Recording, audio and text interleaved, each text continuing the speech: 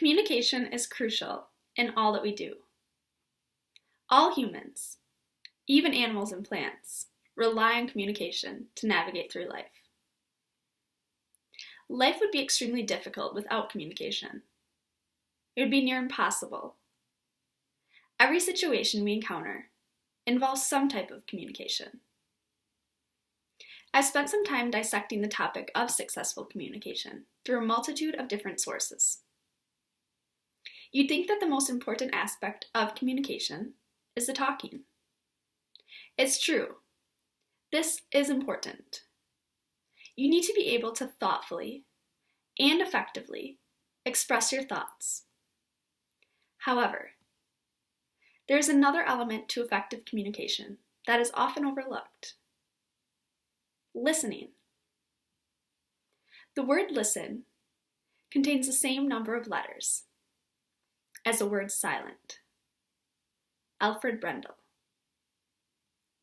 Listening is an overlooked aspect in communication. Why? Because the majority of us believe that we are good listeners. But are we? According to Michigan State University, most times when we're communicating with someone, we are actively forming in our own minds what we are going to say next. This takes our attention off the other person, and we tend to miss what they're saying. Listening involves so much more than just hearing. It involves responding to what someone is saying. This process is called active listening.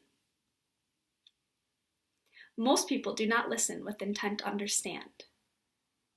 They listen with intent to reply. Stephen R. Covey. Many could argue that we're being a good listener when remaining silent during a conversation.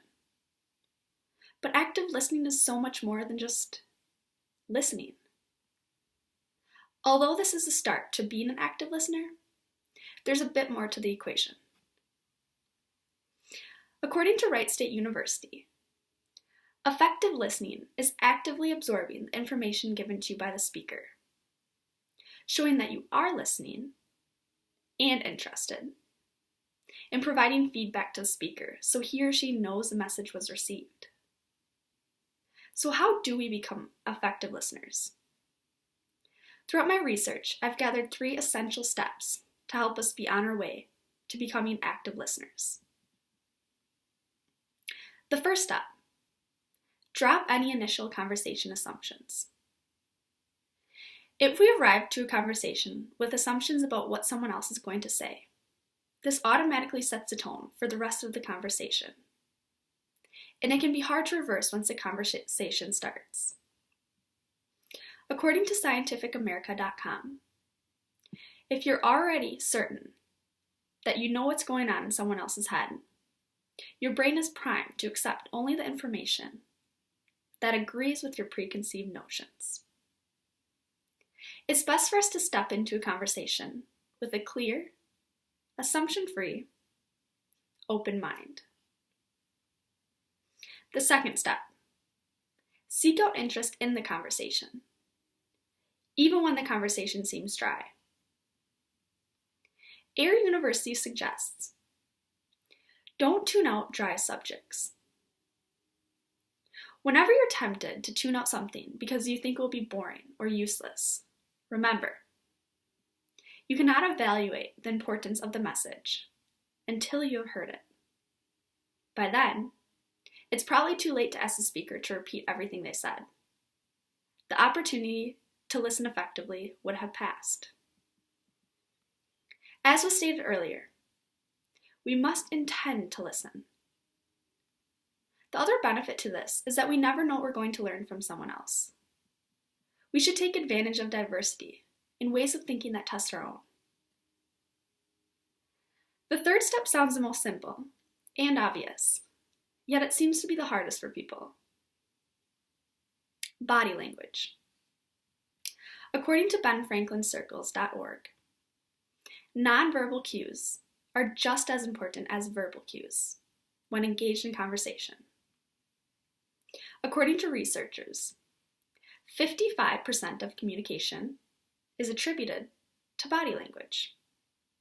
38% to your tone. That means 7% comes from the actual words spoken. Your body language speaks volumes, so pay attention to the way you act during a conversation. Making frequent eye contact, nodding our heads to signal understanding, maintaining open posture. The person speaking will pick up on your body language and will appreciate the attentiveness. These 3 steps, can be a guide for us to remember when practicing how to actively listen.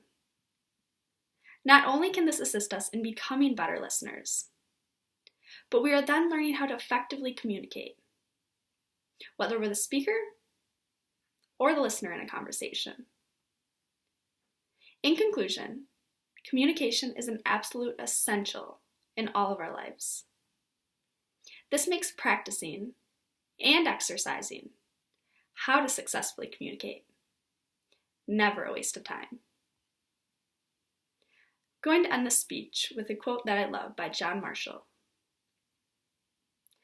To listen well is as powerful a means of communication as to talk well.